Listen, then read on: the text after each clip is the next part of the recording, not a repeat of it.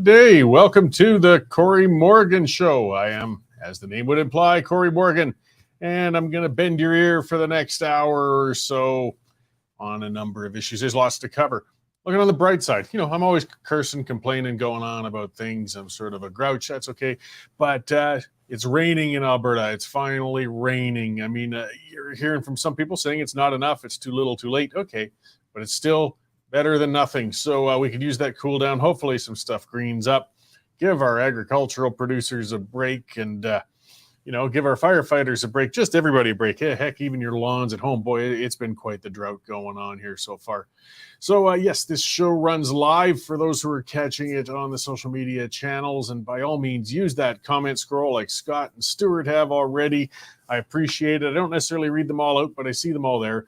Helps keep the conversation going. Let's just keep it civil, of course, and we can all have a good time. Send questions to my guests and such if you like. I've got coming in today, Jay Hill. He's been on the show a number of times in the past. He was a member of Parliament for a good number of years before finally retiring out of there.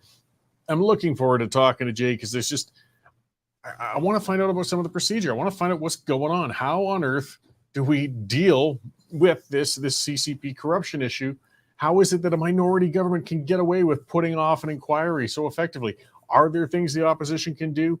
Are there not things they can do? I think Jay will be able to answer a lot of those questions, so I'm looking forward to that. Of course, we'll be checking in with checking in with our news editor, Dave, in a little while, but first I'm going to get on about what's got me going today, and it's talking about a nice self-serving subject for me, the media. Yes, the media. And, lots of folks are probably familiar with that old saying, he who pays the piper calls the tune. Well, in Canada, the government's paying the piper with your tax dollars, the media piper anyways, and it's calling the tune through regulations. I mean, the CBC, they've pretty much nearly completed their transformation into a true state media outlet. I mean, newscasts, pundits, and stories on CBC, they sound more like communications for the governing Liberal Party than actually reporting news anymore. But legacy media outlets, they aren't that far behind now as they're getting increasingly dependent on federal subsidies to keep the lights on. Now, face it, subsidies, they stunt innovation, and this is a time when we need it.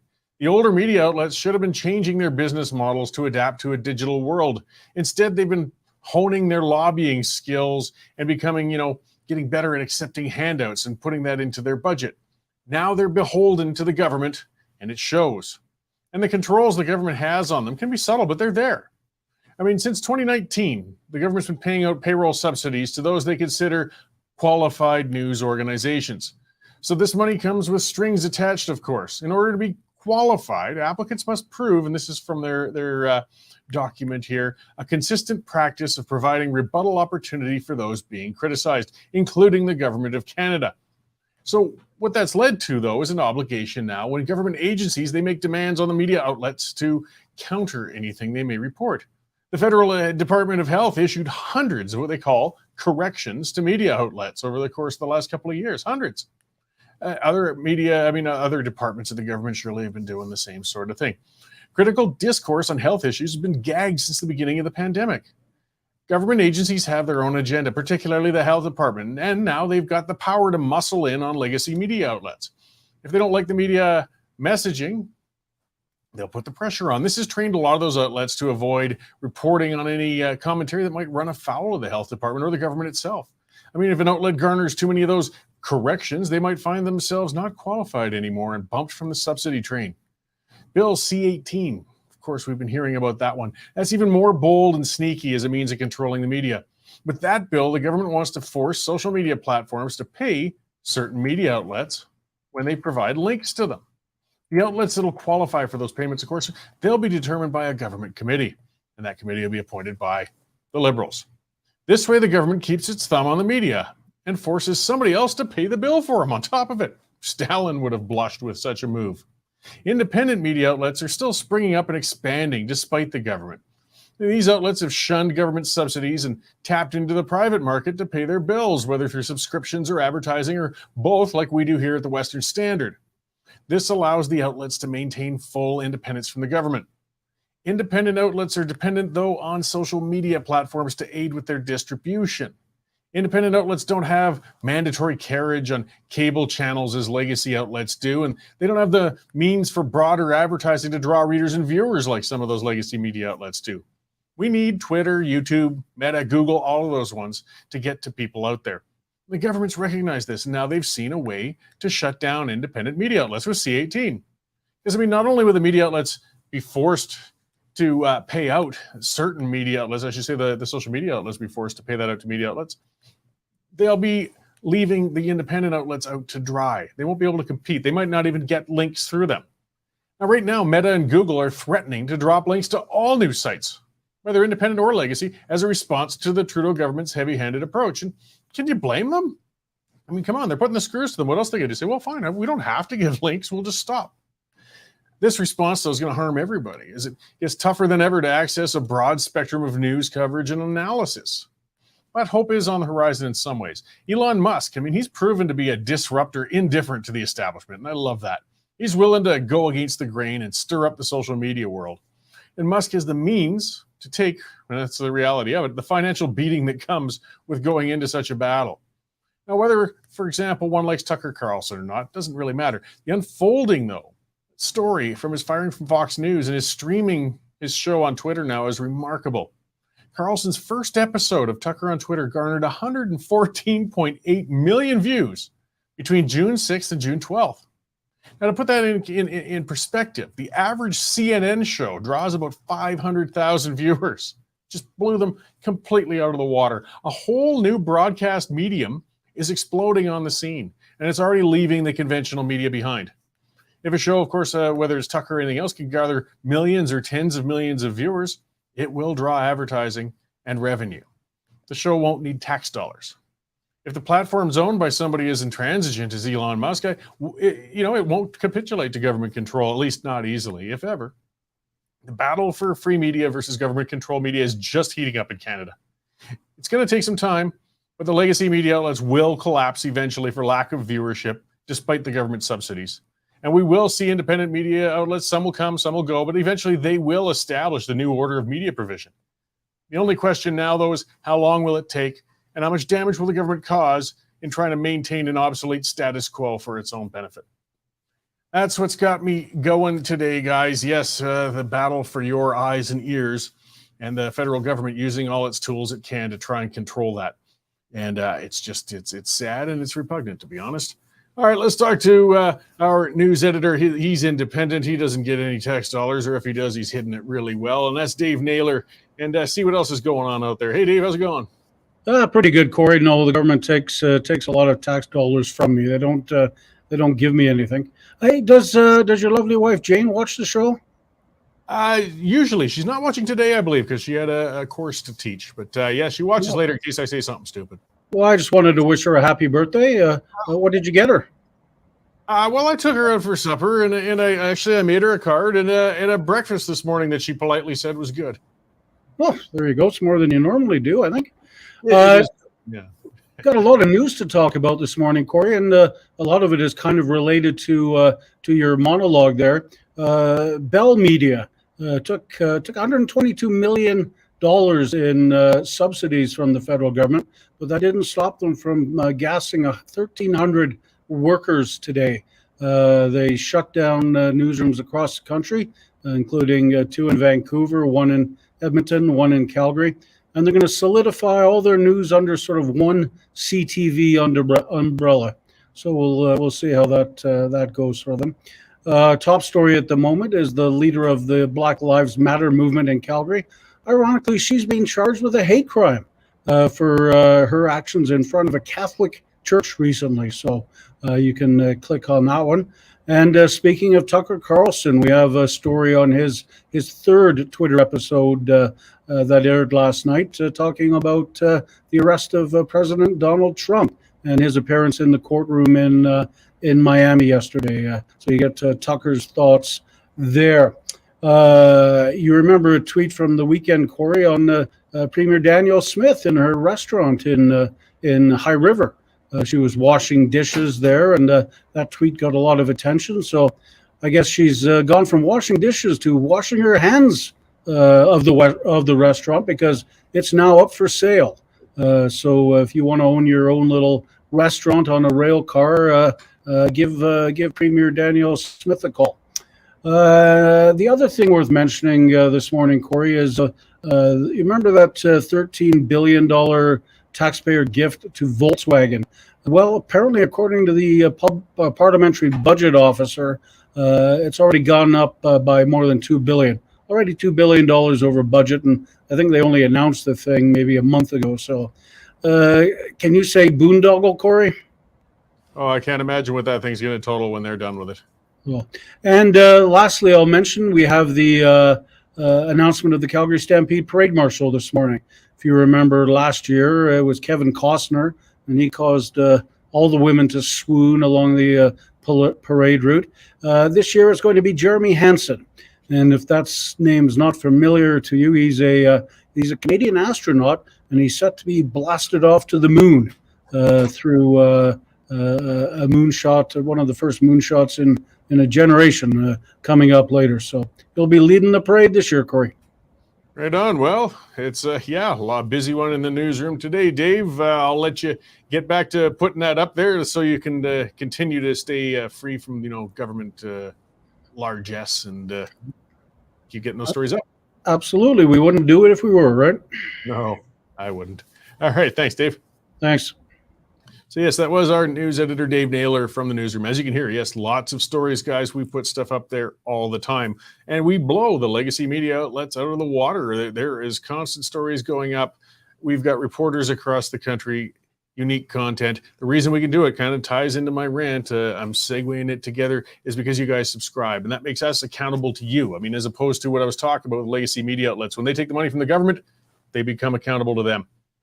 $9.99 for a month, guys, $100 for a year, and you get full unfettered access to all of our stories, our columns, and all that good stuff. Plus, of course, you support us, support this show, and keep us rolling. So if you're already a subscriber, thank you very much, guys. You can go to westernstandard.news and get straight through to it. And if you're not a subscriber yet, come on, get on in there, guys. westernstandard.news/membership. And it helps keep us rolling and keeping these shows going.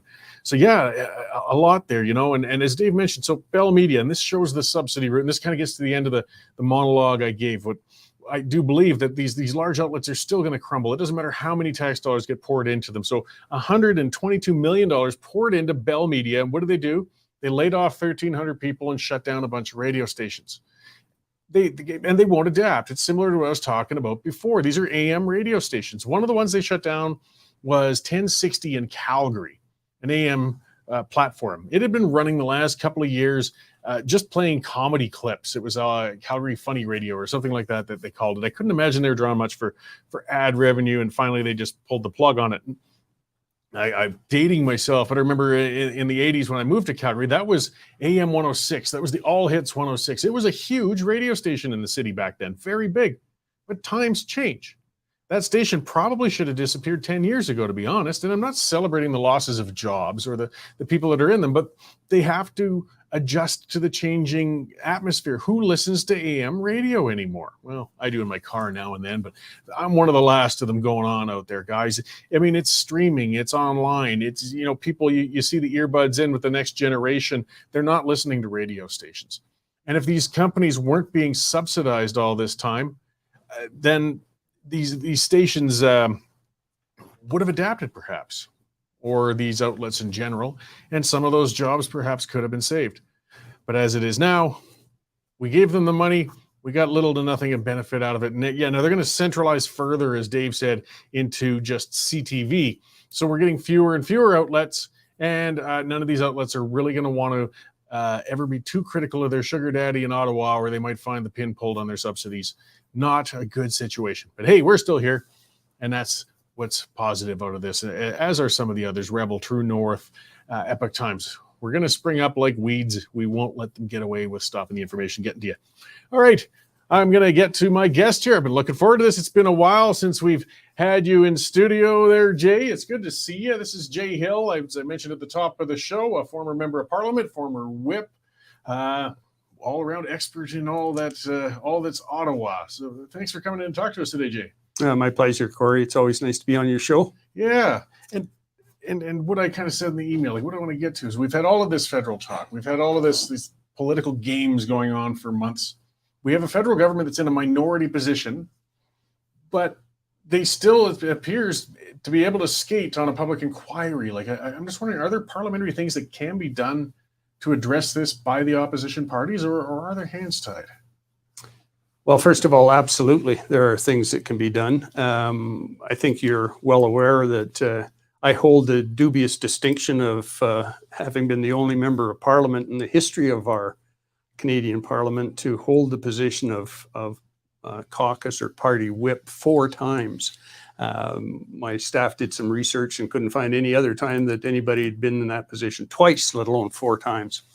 And I've also been the House Leader, both in opposition for the chief opposition, but also for the government, which is a cabinet position, as you know.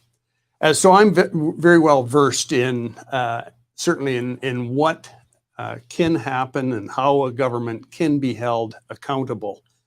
Certainly, part of the reason why I decided to try something else other than public life in 2010 was at the time I had reached basically the apex of my political career. I was in cabinet. I was sort of sitting on the right hand of the prime minister at the time as the government house leader, or the leader of the government in the House of Commons.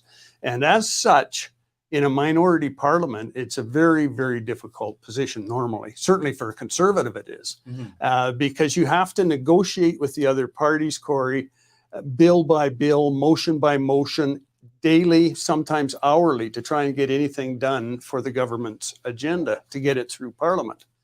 And of course, with Conservatives, we don't have any natural allies. All the other parties are, shall we say, left of center.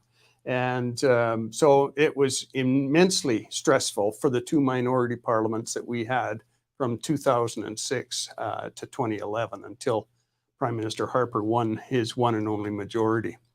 So I fully recognize what can be done and what can't be done when it comes to negotiating with the other parties. Sadly, for Canadians, we have an opposition party, the NDP, under the leadership of Jagmeet Singh, that has given our Prime Minister free rein to do whatever the hell he wants. And that's totally unlike the way we were held accountable, Harper Conservatives, in those 2 minorities that I was a part of. Yeah, well, and just the talking out of both sides of his mouth, though, whereas Jagmeet Singh's been very critical, rightly so, of this whole scandal. I mean, see, we might as well call it that by now. You know, the scandal of the Chinese Communist Party interference, and the Trudeau government working so hard to block an inquiry by all means. But, you know, he's tabling motions, a non-binding motion, a non-binding motion. Well, big deal. It's virtue signaling. But are there things that can be... Are there things that can be done that could force this then without bringing down the government? Like, he's saying, okay, we'd have to, it's not worth bringing the government down over right now. I mean, not all of us might agree, but fine. But, you know, is opposition day, is there something they could put in as a bill or something that can force this without turning it to a confidence matter? Well, absolutely. I mean, the Prime Minister under our system always holds the trump card, Cory. I think you're aware of this. Insofar as that he can declare any motion or any act, any piece of legislation, a confidence motion, which means that if that motion is defeated, if it falls, then we're into an election. That's what that means. But what we did, what Stephen Harper did when Prime Minister, and I as both his House Leader and earlier as his government whip, we negotiated on a continual basis with the other parties to say, okay, well, how can we work with you to amend this so that it doesn't become a confidence measure? In fact, we never played that so-called trump card of declaring something a confidence unless we felt very clearly that it was so integral to our government agenda to what we were trying to accomplish for Canadians that we had no other choice. So that happened very rarely, that we would sort of have a showdown. And usually it was behind closed doors where you say, you know, face to face, well, this is so much part of our electoral promises or whatever, that if you're insistent, other House leaders, other whips, about getting your caucus to vote against it, and we lose this, then we're going to go into an election. That's very rare under most circumstances. The problem is that Jagmeet Singh never plays that card. He never, I'm sure he never says to the Prime Minister, or maybe behind closed doors, the Prime Minister indicates all the time to him, well, you know, if you go against this, Jagmeet, we're going to be into an election. In other words, he's playing that fear of a confidence motion constantly.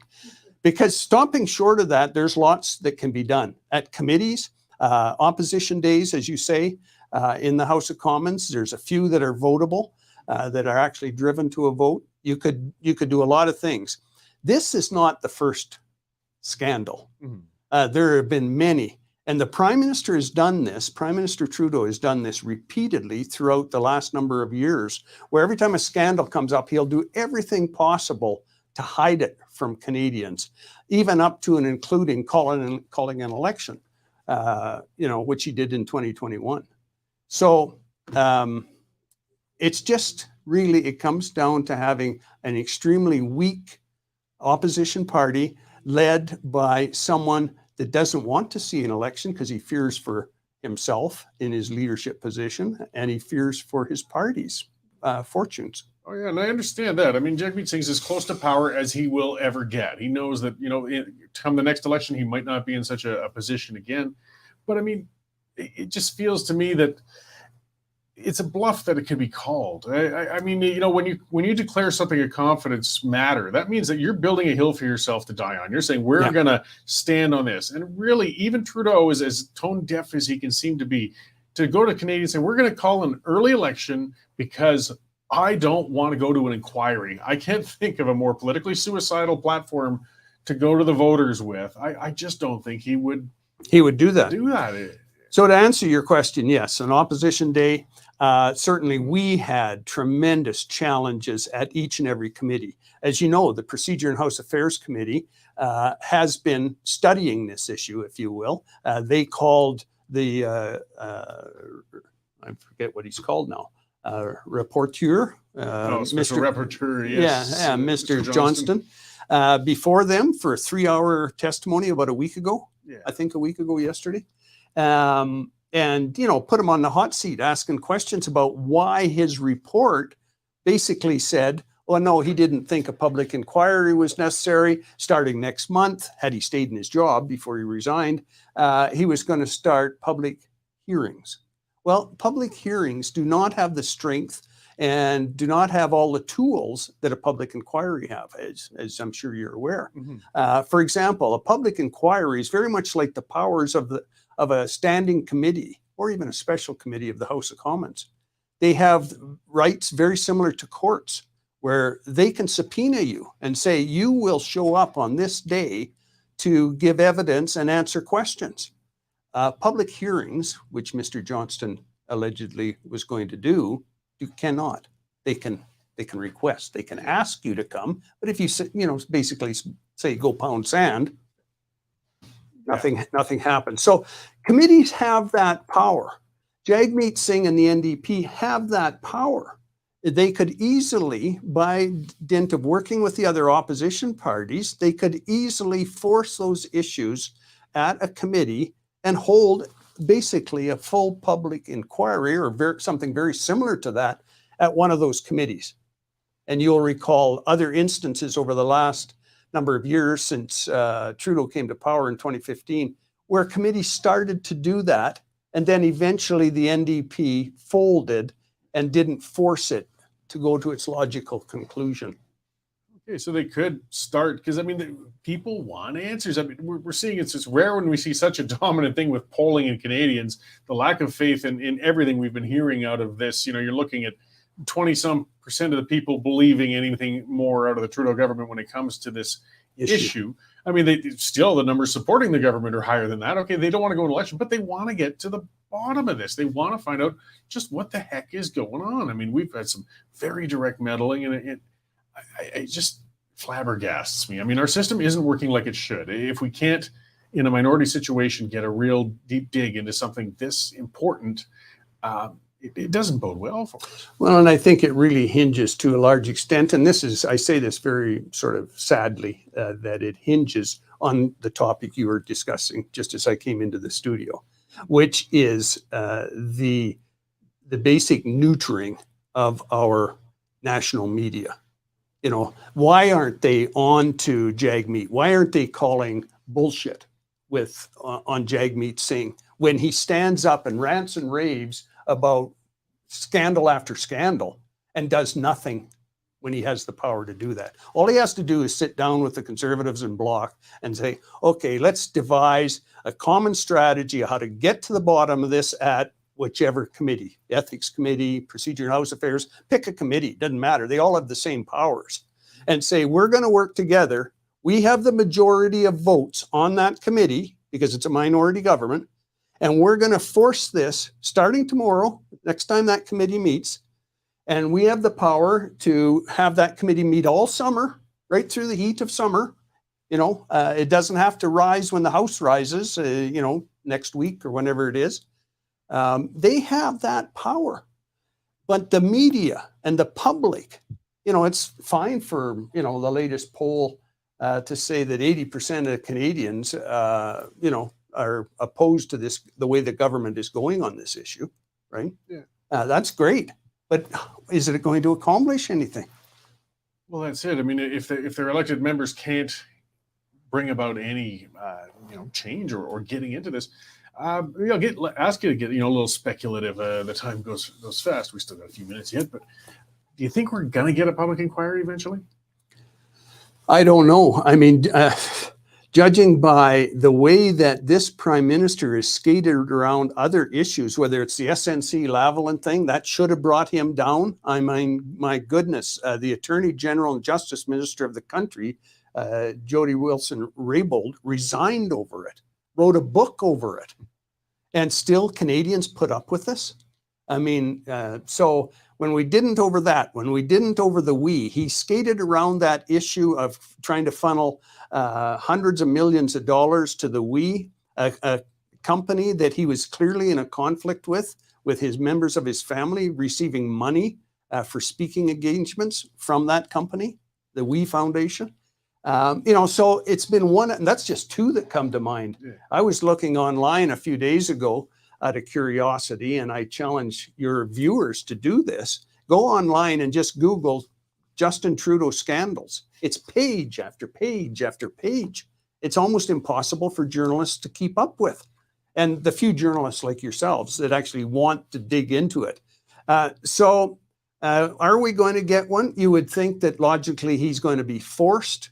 But it's only the media that can force him to do that. I don't understand why his own party is letting this go on, because eventually, and I think we're reaching that point, that tipping point, if you will, where his star is going to be so much in decline that it's going to be very difficult for the Liberal Party to recover from it.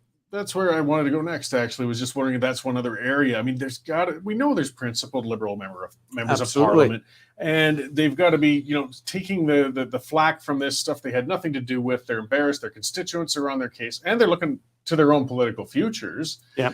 Liberals, I mean, that's just a fact. They tend to be better at keeping them all together than Conservatives. We love speaking out and ripping our own. I mean, that's our nature. But at some point, as you said, that tipping point might be hit where enough in caucus, he might finally get a caucus revolt, even if behind closed doors, but to say, look, that's enough. We're not going to go down with this shit. Yeah. And it has happened in the past, I think, with both governing parties, whether it's ours, the Conservative Party. Like you say, I think that the record would show that within the Conservative Party, and it's both good and bad, that the leadership is held more accountable than what we see in the Liberal Party. I mean, most recently, Mr. O'Toole, right? It wasn't the general public or the media that eventually held him accountable. It was his own caucus. And we don't see that from the Liberals. And as you say, I worked with, well, partly because of the positions I held, I had to work daily, sometimes hourly, as I said, with my counterparts, with the House leaders and the whips of all the other parties. And I found most of them were very respectful and, putting forward an alternate point of view, but you could work with them. And so there are people in those ranks within the Liberal Party, the Liberal caucus, that should be holding him accountable because they're not profiting. In fact, arguably, as you say, it's their very futures that are in jeopardy because of the way that he acts every time one of these scandals comes along where he does everything, well, and including, I think on the one, I don't remember which it was, where he actually launched a lawsuit against the Parliament of Canada to prevent them digging into something. So, yeah, it's bizarre times. I mean, you know, another long shot, I'll throw out my speculation, but it's not impossible to think that maybe at a point Justin's going to take his walk in the snow like his father did. Yeah. And come back. I mean, that would be because he was getting the pressure inside, but thinking, you know what, maybe I'll just bail out now, move on, put it to a leadership race. We can still kick the inquiry down the road, and maybe people will have forgotten about it and I can retire. Yeah. No, I think that everybody runs their term of office and has to come to that decision, and some people are forced out. I've often remarked, I guess, that many politicians, you know, are like bad milk in the fridge. I mean, they stay around until they start to stink up the place. Well, yeah, and I mean, even with great ones, it's been unfortunate. You know, with Premier Klein's a good example of it. I mean, he's a legend in Alberta. He did a lot of great things, but that last couple of years, it was kind of the hook was starting to come out. Okay, Ralph, maybe it's time to step aside. And he kind of left, you know, with his own party. He's turning on him a little, which is same with Chrétien. He was just in for too long. Yeah, but just not seeing it with Trudeau yet. No, we're not. And I think that partly because of a lot of things. We've never been in a situation in our country where the major media has become the propaganda arm of the government through subsidization. That's never happened before until Justin Trudeau. And so that puts a very unique perspective on everything that's happening in and out of Ottawa. And had it not been for that, there may have been enough pressure from multiple sources, not just the sort of one of the lone voices in the wilderness, the Western Standard out here in Calgary saying these things, digging into these things, or Rebel News. You know, they're very few and far between. If you had some of the major networks doing the job they're supposed to do for Canadians, I think you know, maybe he would have already taken that walk. Well, perhaps. Well, we'll see what happens. I said, you know, they're going to recess in a week or so. I suspect they're going to kick this can down the road until fall, and we'll see if public interest is still there when the time comes. I think so. It seems to me the leaks are going to keep coming. Whoever that is, they've got more. They're not going to let this go. Well, sadly, the message I want to leave your viewers with is that don't make any mistake on this. Jagmeet Singh and the NDP, every time you hear him say something critical of the government, call him out for what it is. He's being a hypocrite. It's complete hypocrisy. He has the power to work with the other opposition parties and drive these types of scandals to some form of public disclosure at minimum.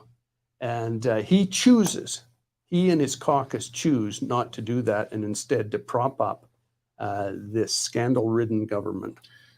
Well, time will tell. All right. Well, thanks again for coming in, Jay. I just appreciate some explanation. You know, not everybody are political weenies like us that watch the procedure and what's going to be done and what can't be done, committees, things like that. And just, you know, the general audience, like they're frustrated readers and you know, what can be done. Just the confirmation that something can be done.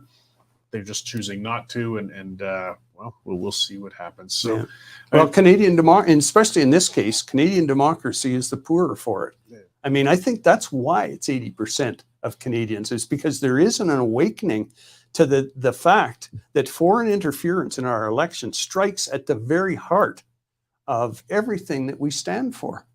I mean, a democracy has to stand on the legitimacy of its elections. Absolutely. All right. Well, thanks, Jay. It was great seeing you in here again. And thanks for asking me. Hope we can have you back again sometime soon. Maybe to start talking about the next election. Well, hopefully we'll be into it sooner rather than later, because the country's going to be destroyed if it keeps going the way it is. It does seem to be. All right. Well, thank you. So that was Jay Hill, as you heard. And yes, a regular guest here, a person who's certainly put in a long time of service on Parliament Hill and still managed to maintain his marbles out of all that time in there. It's quite surprising. Well, I think a lot of them will have a few screws loosed on the way in if they don't make it on the way out. But yeah, it just gets so maddening, you know. So I'm going to talk a little bit about some federal things. I mean, the things that are coming up, this complete lack of accountability, this feeling that they just don't care and they get away with whatever they like. You know, so we see these things coming up at the Privy Council, which is sort of it's the Prime Minister's wing of government in a sense, is the Privy Council. And the Privy Council President, Bill Blair, And at first he was claiming, when it comes to the Chinese interference, like these bits of information keep coming out. He was saying they withheld information. They didn't even know about it. Well, it's been found, no, that was absolutely false. He's completely lying, just lying. There's no other way to put it. He's outright lying. They don't care. They lie and they get away with it. And then, of course, the minister of lies, I call him that all the time, Marco Mendicino, because this is a different one, but it's with the Paul Bernardo. It was found out that he was being transferred to a medium security prison. He's a monster. He's an odious person that nobody likes to imagine being moved anywhere less secure than a maximum security prison. And, I understand we've got some liberal fart catchers on social media saying, oh, well, it's not the part of the minister to determine who moves to which prison and who doesn't. That's true. That's the Department of Corrections. But they did let Mendicino's office know about this because they knew, obviously, it was going to be a big issue. They knew they were dropping a bomb, and they let him know months before the transfer. They let his office know months before the transfer. But he claimed, I didn't hear about it. Again, just lies when asked about it. And again, lying from politicians. Well, that's hardly a new thing. This is not something that's unique or singular, but it's the way they get away with it. It's driving us so mad. I mean, they're getting rewarded for lying about things all the time. And I don't know what it's going to take to stop it. And they need to be held accountable on a lot of levels with a lot of things. This is one that Dave mentioned with the news check-in, the Parliamentary Budget Office. So yeah, the report. So this is, an independent office in Parliament saying, look, these numbers for the massive amount of subsidies going into this battery fabrication facility that Trudeau is basically punishing Western energy producers to funnel money into this Ontario Volkswagen-owned, so foreign-owned plant to make batteries for electric vehicles. And they haven't even moved a shovel yet. And they've blown their own budget by billions. It's up to $16.3 billion from $13.9. This is only a few months. And they haven't done anything yet. What's this going to cost by the time we're done with it? But who's holding them accountable? It's like Jay said, media isn't. They don't want to stir everything up because so many of them are so dependent on the subsidies as well. They don't want to rock the apple cart. That's how they're paying their bills. And they're all running in circles in Parliament between Polyev and the Bloc and Jagmeet Singh trying to get this inquiry going, or maybe not trying to get the inquiry going. Meanwhile, this, as Dave said, budding boondoggle is sliding under the radar. This should be making bigger headlines. I want to give a shout out to Blacklock's reporter because the guys keep digging these things out too. And actually, it was the Taxpayers Federation also got in on that one. Like, there's some people holding government to account, but it's not legacy media and it's not our elected opposition members. So if they aren't, who the hell is? And how bad is it going to get? I mean, this is a government that's on the rocks. This is a government that's a mess. This is, another one here from Bill Blair's staff, saying that he wasn't given a memo on Beijing targeting things. Melanie Joly, a lot of people speculate as to why she's in such a position of power. She's a federal minister, but apparently she showed up at a party. It was a scandal because there was a senior official with the Russians who showed up, and she didn't. Her staff again said she said they didn't tell me. I didn't know. Well, these are cabinet ministers. These are some of the most theoretically powerful people in the country, and they never seem to know what's going on under their feet. It's always their staff apparently just running around rampant, and no, they're just lying. They're lying. But if it works, you're going to keep doing it, I guess. And this is another one. This is what really gets to the nub of a lot of things. So all roads keep leading back to the Trudeau Foundation. And people keep screaming, again, they get upset with me on social media when I point that out. It's just because it has the name of Trudeau. It doesn't mean it has anything to do with the family. Oh, spare me. Spare me. Justin's brother was on the board. Justin's half-sister. Yes, Pierre didn't just have times with Margaret. Half-sister was on the board. Justin's brother, though, was part of what got that donation to the foundation from the Chinese Communist Party. And we've got, the CEO, former CEO of the Trudeau Foundation, Morris Rosenberg. He was running it when they took the $200,000. Now, he's also the guy that the Trudeau government appointed to watch and see if there was any interference in the 2019 and 2023 elections. Yeah, it's this inbred bunch. these names keep popping up. And lo and behold, Rosenberg didn't find any interference in those elections. CSIS found interference in those elections. Rosenberg didn't, though. Strange, isn't it? Yet, why? Why is the Chinese Communist Party then obsessed with giving money to this foundation? See, it doesn't buy any influence. That's where Rosenberg was so upset. You can't buy our influence for only 200,000. Well, were you setting the price, Rosenberg? Is that what you were saying with that statement that you put out the other day? No, I don't think that's what you're saying, but maybe if you have a high enough price, you'll admit, okay, you can buy our love for that. They thought they could buy your love with it. And looks like they almost got away with getting that in without people knowing it happened. So, yes, we've got a lot of questions. And then, of course, when we have David Johnston, why was it right from the start when he was appointed at this baloney position of special rapporteur, which is just a fabrication on Trudeau's part, why did people question his objectivity? Well, because he was on the board of the Trudeau Foundation. And then Johnston says, it's outrageous you're questioning my credibility. Here's a couple of big names that'll vouch for me. And lo and behold, those names were on the Trudeau Foundation as well. Guys, what do you get paid to be on the board of the foundation? Seriously, I don't know.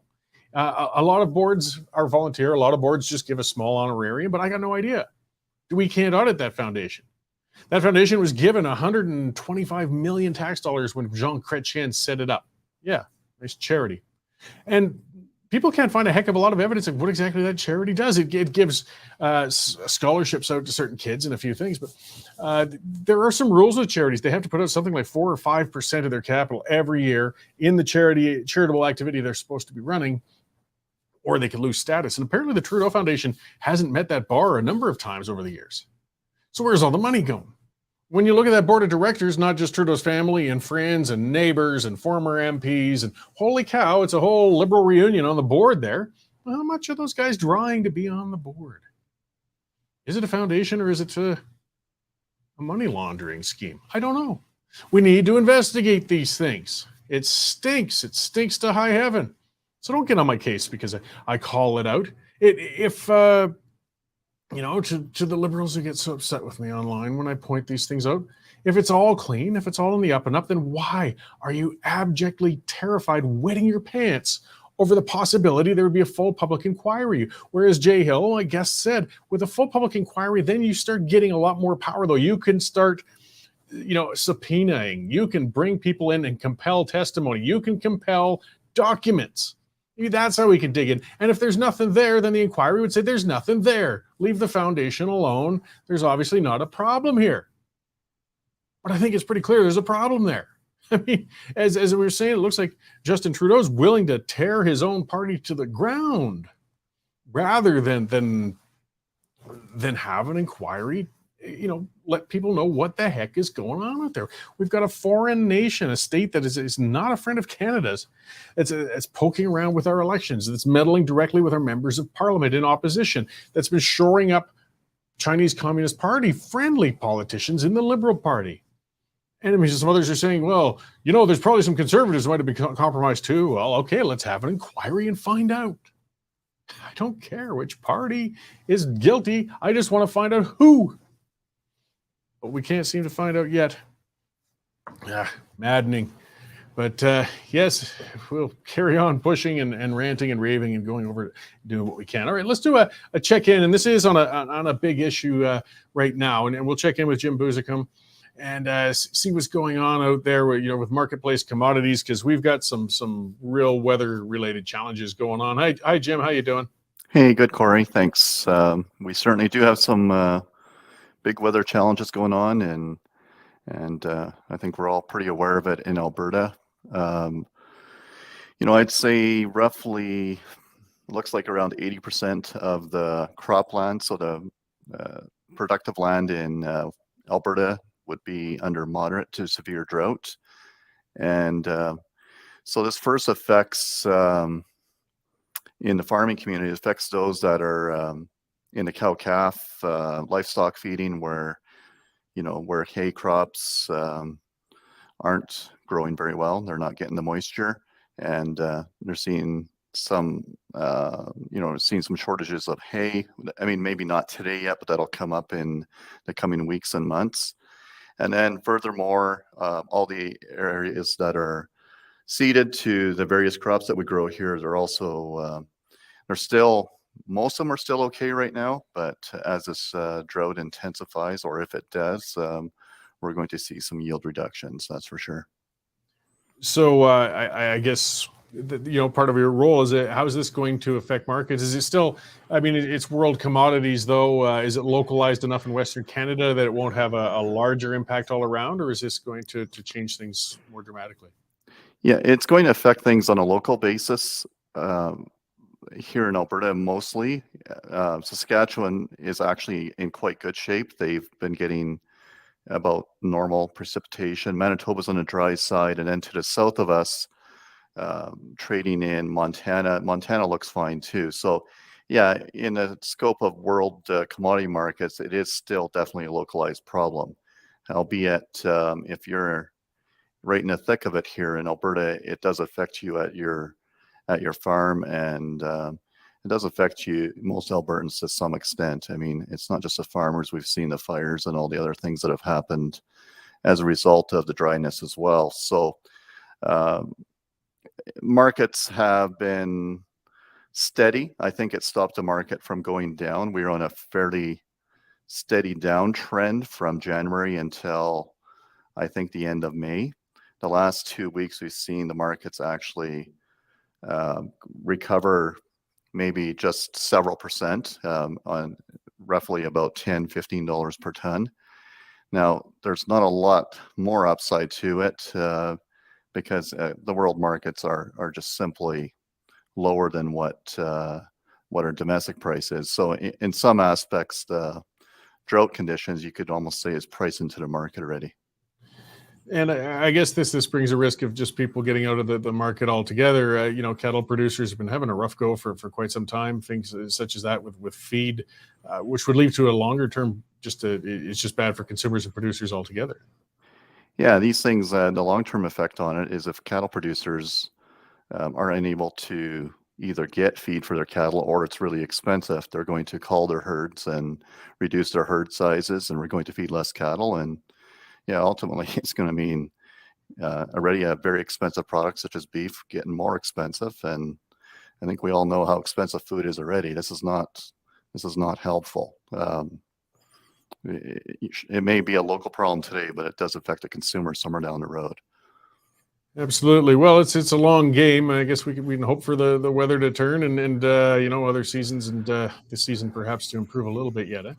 Yes, for sure. I mean, we'll see what comes out of it, and it's June, and things can change yet. So we still can see room for improvement. But right now, it's certainly a large concern, and we hope that the rains come sooner than later. Great. Well, I thank you for the update, even if it's a little bleak looking. But I said the world's not ending yet; it's just a little distressing. So we'll keep an eye on things and hope for the best. All right. Take care. Thanks, Cory. Thanks, Jim. Bye. So yeah, that was Jim Buzicum of Marketplace Commodities, guys. They're based down in Lethbridge, and they have offices throughout the West, working in the agricultural commodities. And as you see, it's like any commodities, just a difficult thing to judge when things are going to be at their best or at their worst. And there's things that are beyond your control, such as the weather. But we're hoping for the best. Like I said, we got some rain today. Maybe that's a sign of the breaking of that cycle right now. Because, I mean, our producers are suffering. It's just not an easy way to make a living. And we don't need more people getting out of that field, And as was pointed out by Jim as well, hey, it will run down to the consumers as well. So, what affects them today is going to affect your plate at home tomorrow. Karen Mitchell, commenter, saying, how can beef get more expensive? Who can afford it now? It's aging on the shelves. Yeah, it's pretty tight. I think I'd like to bring somebody in down the road to talk a bit about that, because we got some issues, I think, also with processing and stuff to talk about when it comes to that. There's a number of issues, but beef certainly it's a luxury these days, to go out and buy a good steak. And I've gotten better at the art of tenderizing tougher cuts and things like that at home if I want things, or it's just going to be a treat if I'm going to get a nice ribeye. And when we're living in an area with so many cattle producers, it's frustrating. But again, if it's costing more to feed, that's just the way it goes. I mean, it has to come down to the consumer eventually. So we just hope for the best. I guess I'll finish up and talking about, something Dave mentioned that was interesting on the front of masochistic business ownership. I used to own, the pub down there in Prentice, and I've talked about that before, and I've written about it. I sold it. The new owners are making a go, and it's just, boy, it's a tough business. Narrow margin, a lot of work, not a heck of a lot of money. There was a picture Danielle Smith put out, Premier Smith, in that rail car diner down in High River. She was working in the dish pit, putting in some time washing dishes there. Some people thought it was staged. I don't know. Everything when you're political is certainly, you put the pictures out for the sake of, political self-promotion and things like that. But I don't think it was fully planned. I think it was a matter of, you're home for the weekend. Crap, something went down. It's the husband who's running it. Yeah, I'll go in and do some dishes. I mean, when I owned the pub, I was in doing dishes all the time. I kind of liked it, actually. I found it a little relaxing versus running around on the floor and trying to keep everything going. But then the next announcement is that it's up for sale. So, I can see why it's a tiring thing. It's a very unique one anyways. If somebody's looking for a different sort of business, I'm not, by the way, I'm doing ads for Premier Smith or anything like that. But there's a neat rail car diner restaurant business for sale down in High River if you're interested in that sort of course in life. So as I've said before, I wouldn't run another pub or restaurant again if it was for free. But there's other people have the dream, and hey, good on you, go for it, and wish you the best. Either way, something a little lighter. It's a little different to see a premier, up to their elbows doing dishes and things like that. And, Paradoxy saying it's good that she posted that. It shows she's a regular person, not a Sky Palace shot. Yeah, it's she's still connected on the ground with people, and hopefully maintains that. I think when they're in too long, they all lose touch with that eventually. But for now, she's still a person who has an idea how work needs to get done. All right, guys, that was a packed show. It was great having Jay in. It was great seeing all you guys tuning in today. I appreciate it. I got to move along here, so thank you all for coming on. I will be back again with a whole bunch more stuff to rant and rave about next week at this time. Here's an update on commodity prices in Lethbridge for today. Cash barley is steady at $4.12. Feed wheat is up $3 at $4.13. And corn is unchanged at $4.08 per metric ton. In the milling wheat markets, July Minneapolis futures are higher 2.5 cents at $8.12 per bushel, with local hard red spring bid for June movement at $10.45. Looking at canola, nearby futures slipped $2.30 at $6.97 per ton, with delivered values for June movement at $16.03 per bushel. In the pulse markets, nearby red lentil prices are higher 0.5 cent at 33.5 cents per pound, and yellow peas remain at $11.25 per bushel. In the cattle markets, August live cattle dropped 277.5 at 171.15 per hundredweight. For more information on pricing or picked up options, give me a call at 403-394-1711. I'm Matt Musicum at Marketplace Commodities, accurate real-time marketing information and pricing options. Canadian Shooting Sports Association. Without the CSSA, our gun rights would have been taken long ago. These guys are on the front lines helping to draft smart and intelligent firearms regulations and legislation in Canada, and more importantly, educating the public about how we keep guns out of the hands of the wrong people. To become a member, it's absolutely worth every penny.